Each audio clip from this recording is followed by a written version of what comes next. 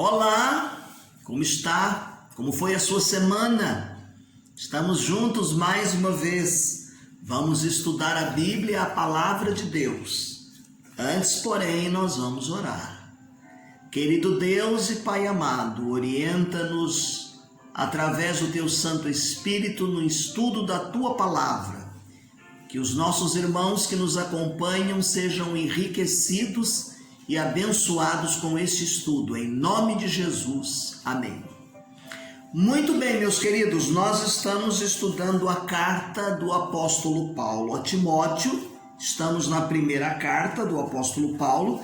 Estamos estudando um texto produzido pelo pastor Darcy do Zilek. E o tema que nós temos trazido aqui em 1 Timóteo é de pastor para pastor. Lembrando que a ênfase está no capítulo 3 do verso 15 de 1 Timóteo. Para que, no caso de eu tardar, jamais como se deve proceder na casa de Deus, a qual é igreja do Deus vivo, coluna e esteio da verdade. Esteio da verdade. É o nosso segundo momento que estamos tratando desta primeira carta. Uma carta do qual a palavra-chave que nós encontramos em 1 Timóteo lembra mandar, encarregar, atribuir, e algumas vezes é traduzido como mandamento. Está no capítulo 1, capítulo 4 e o capítulo 6. Era um termo utilizado muito na área militar para dar ordem, para referir as ordens dadas à tropa. Então, Deus havia confiado ao apóstolo Paulo o evangelho. O apóstolo Paulo confia, chama a Timóteo para que ele passe adiante. Timóteo então fica encarregado de passar adiante os ensinos da palavra de Deus. E ele não deve tardar em passar este tesouro, diz-nos o texto. Então Timóteo é o encarregado. E isso chega até nós então, as pessoas que viriam adiante, que está lá em 2 Timóteo, capítulo 2, o verso de número 2. Dissemos que a linguagem é militar, e ela está entre as duas epístolas ou cartas de Timóteo. É uma ocasião que mostra aqui uma base de operações, uma base, a partir dali as atividades vão fluir. O tema básico de 1 Timóteo encontra-se, como fizemos menção no início, no capítulo 3, o verso de número 15. Saibam como proceder como membros da igreja local. Essa carta vem como um livro, Como Saber Fazer. É um ensinamento de um pastor mais idoso para um jovem pastor, a fim de que ele possa saber tratar os membros e os problemas da igreja em geral, da igreja local, é claro. Esta igreja, que no capítulo 3, verso 15, ele chama de coluna e firmeza da verdade.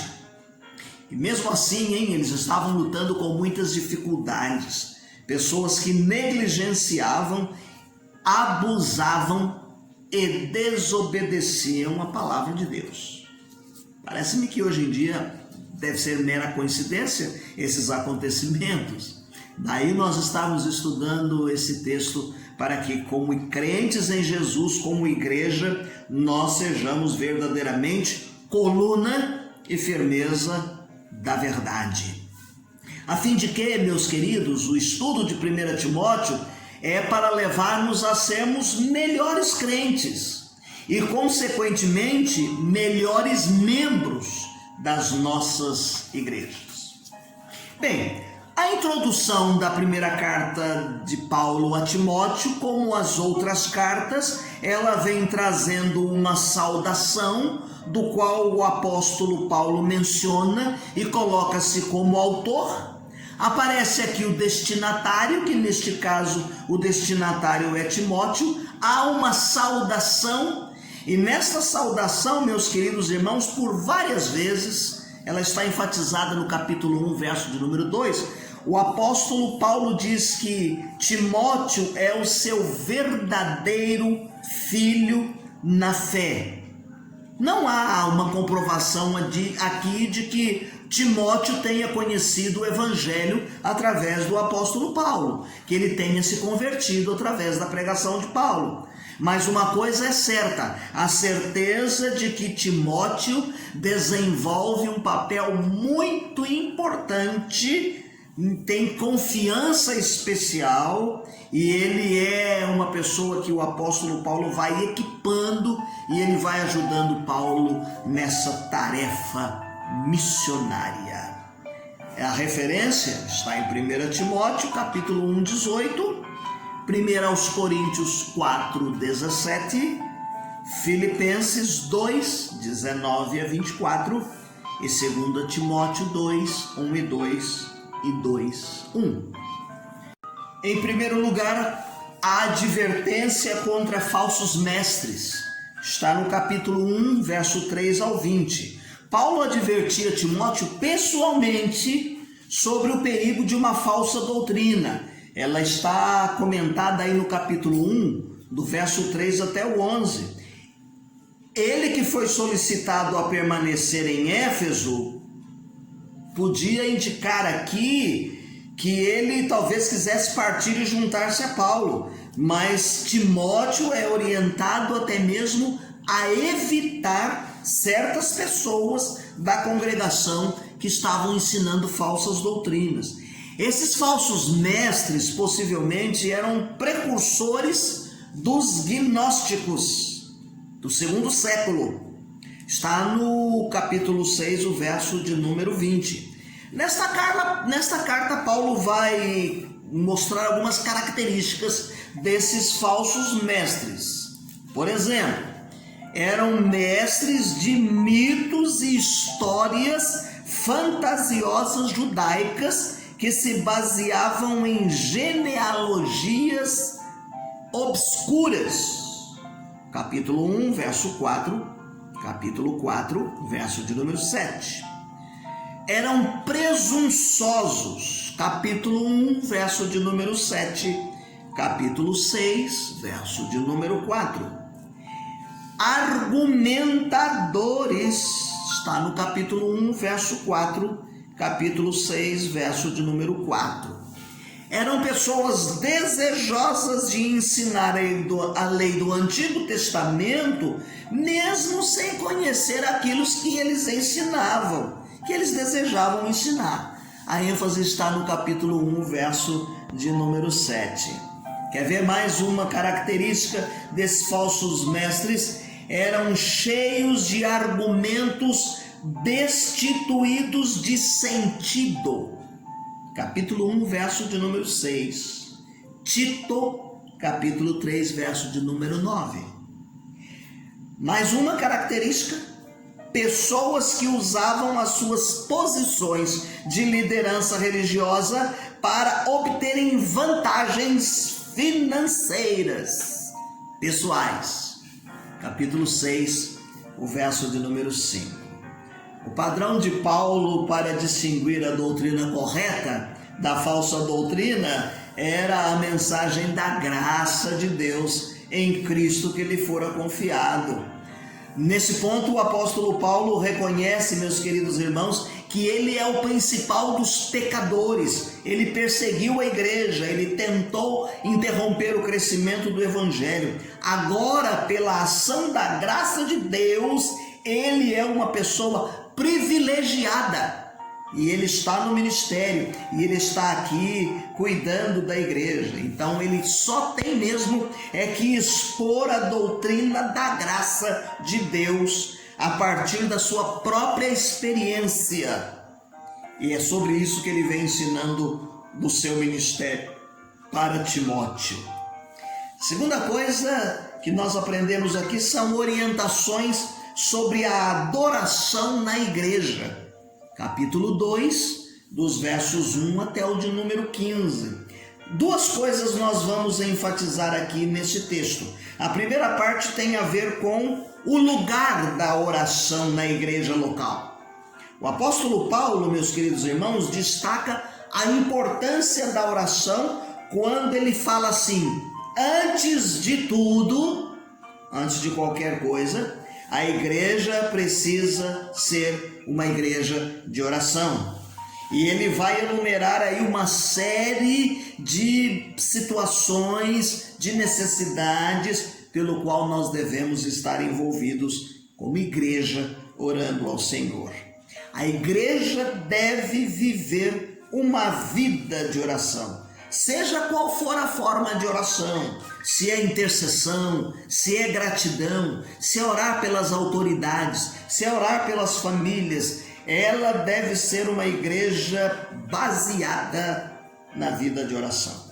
A segunda coisa que nós vamos ver aqui no capítulo 2, de 1 a 15, nessa segunda colocação, é que ele fala a respeito das mulheres na igreja local.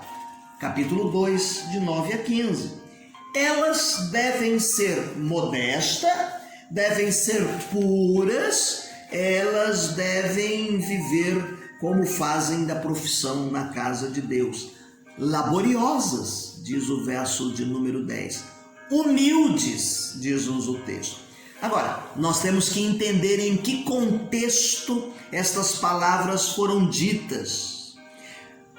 As igrejas da Ásia Menor, dos cultos pagãos, a mulher tinha uma atividade preponderante. A mulher atuava e em muito nos ensinos da igreja pagã. Logo haviam maus ensinos e distorções.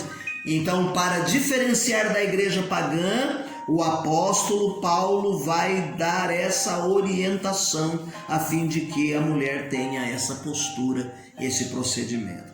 É claro que nós temos que ver a coisa aqui de uma forma específica, de uma forma contextualizada, porque então que ele está dizendo do posicionamento destas mulheres da igreja. A terceira coisa que nós aprendemos aqui, sobre as instruções a respeito da liderança na igreja. Paulo orienta Timóteo, dando a Timóteo diretrizes de qualificações das pessoas que vão exercer atividades de liderança na igreja. Pessoas que possam preencher essas necessidades, que elas sejam referendadas oficialmente pelo corpo de Cristo, pela igreja, que não venha surgindo de qualquer maneira e tomando a liderança e dizendo que é líder. E aqui ele vai colocar uma lista tanto para pastores como para bispos, e bispo aqui é uma questão de hierarquia, de superintender quem está acima, cuidando de uma área maior, onde estão os pastores. E ele também dá uma lista para as qualificações dos diáconos, tá certo? Então, para exercer essas atividades na igreja de Deus, era preciso que a pessoa tivesse, por exemplo, qualificações pessoais, qualificações familiares, qualificações na igreja. E mesmo essas exigências sendo feitas para os diáconos, para os pastores, para os bispos, ela deveria ser observada também para outros líderes no seio da igreja. A questão da liderança da igreja é uma coisa muito séria. Ela deve ser vista com muita seriedade. Paulo diz que deve haver um testemunho para os internos, os membros da igreja, a comunidade em si, mas também eles devem preocupar-se com o seu testemunho e a sua postura para os que são de fora, para que as pessoas que são de fora vejam que verdadeiramente quem ocupa a liderança na comunidade cristã, ela tem honra sim, tem muita honra, é respeitada e amada, mas ela precisa servir a Deus e ter verdadeiramente qualidades e qualificações. A quarta coisa, meu querido irmão, é a importância de se manter a verdade. Está no capítulo 3, 14, até o capítulo 4, verso de número 16. Paulo deixa muito claro nessas orientações que ele dá a Timóteo aqui, nesta carta, que eles devem saber como proceder na casa de Deus. E aqui, entre aspas, nós colocaríamos: casa de Deus é mais do que o edifício material, é mais do que o templo, mais do que a construção, são as pessoas que se reúnem nesse lugar. Então, essa expressão casa de Deus deve ser usada com muita dignidade, porque envolve e traz o sentimento de família de Deus. Tanto os líderes como os crentes têm que ter um compromisso de viver de acordo com os padrões explícitos na palavra de Deus, comportamentos dados por Deus, escritos na sua palavra. E é por isso que Paulo vai dizer assim, que a Bíblia, a palavra de Deus, vai ensinar a igreja e ela torna-se coluna e esteio de verdade. A igreja sustenta as verdades bíblicas através dos ensinos e faz com que a igreja prospere. Se os crentes prosperam, se a igreja cresce no mundo, se ela se mantém fiel, se há uma preservação na pregação, na prática da verdade, é porque ela está baseada nesta coluna e esteio da verdade. Que coisa linda, Paulo enfatizando aqui o Senhor Jesus Cristo, exaltando a igreja, colocando aqui que a igreja deve ser ensinada continuamente com as doutrinas cristãs. A igreja é importante para Deus e deve ser importante para nós também. Amarmos a igreja, respeitarmos a igreja, defendermos a igreja, sermos exemplo como igreja. É isso que o apóstolo Paulo está ensinando aqui. A igreja é alertada sobre esta importância e nesse conceito aqui, nesse momento, o ensino da Bíblia tem que ser correto, tem que ser correto. Então Paulo está exortando o jovem pastor, Paulo que é experiente, ao jovem pastor, a fim de que ele possa exortar e continuar ensinando, orientando a igreja de Deus.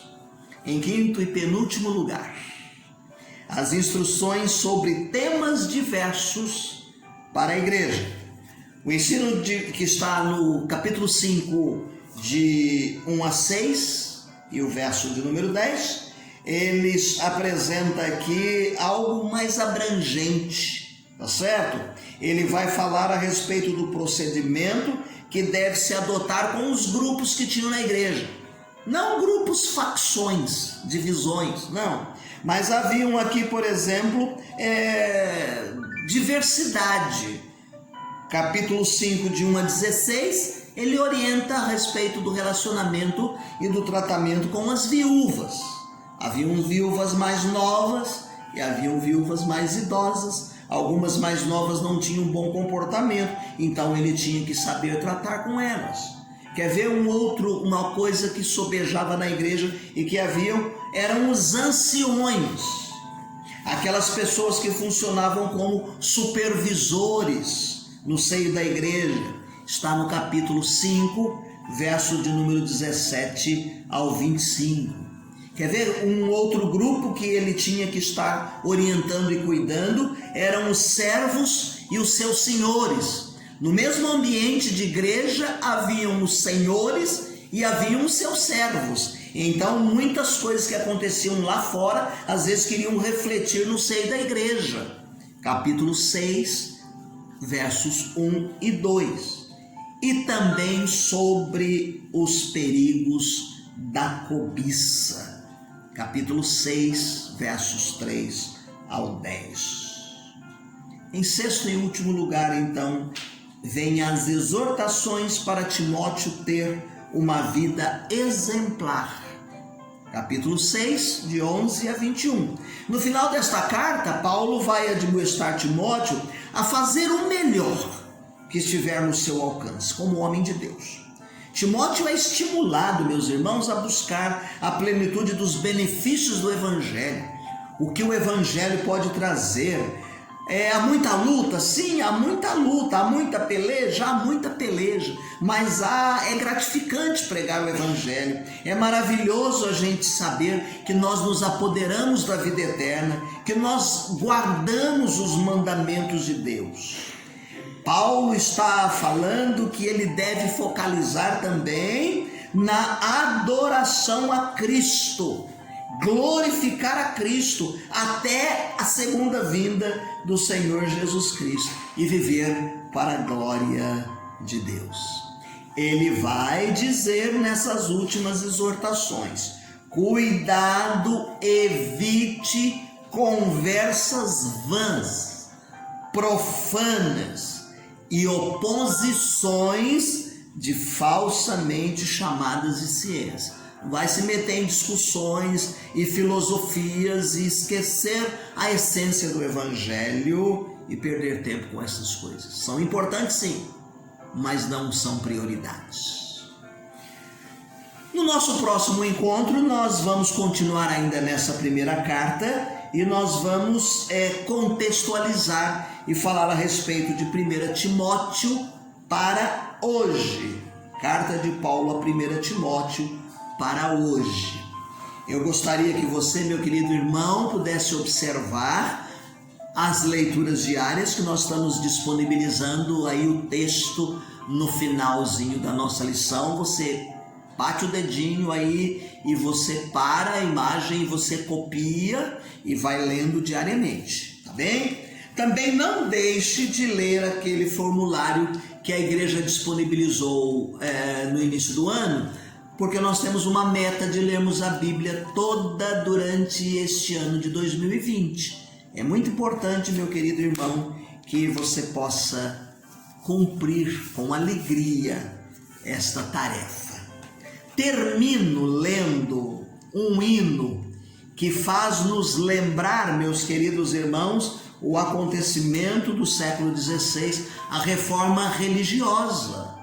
Lembramos no dia 31 de outubro, o dia da reforma religiosa, do qual Martim Lutero pregou lá suas 95 teses e ele defendia a essência da palavra, da vida transformada. Castelo Forte é o hino de número 323 do cantor cristão. Castelo forte é nosso Deus, espada e bom escudo.